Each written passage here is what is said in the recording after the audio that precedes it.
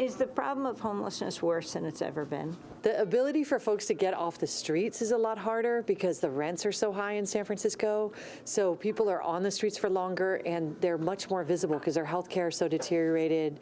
Their mental health and the addiction disorders sometimes are a lot more visible than they have been because long-term homelessness really causes some problems. The tech companies that are coming into San Francisco, how do they affect what's happening, the whole issue of gentrification?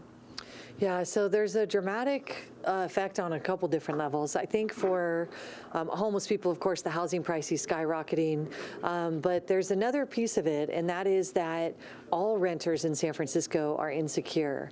And so for us, we've seen kind of a shift in some of the attitudes of folks because renters are seeing themselves in the eyes of other homeless people because they themselves feel like they're at risk. So our movement has really gathered a lot of strength over the last few years. We've had a lot of people who've come out of the woodworks that have really thrown down because they see this as potentially affecting them. Divorce led me onto the street. My ex-wife is was the biggest civil litigation law firm in San Francisco, and we lived in Diamond Heights in San Francisco here for 10 years. And when we divorced, I lost everything, and I had nowhere to go. And I depleted my savings, my everything. Staying on friends' couches, hotels are very expensive, and then until I had nowhere left to go, and so San Francisco streets, here I come. So, yeah, and that's how I ended up without having a home. I can pay rent.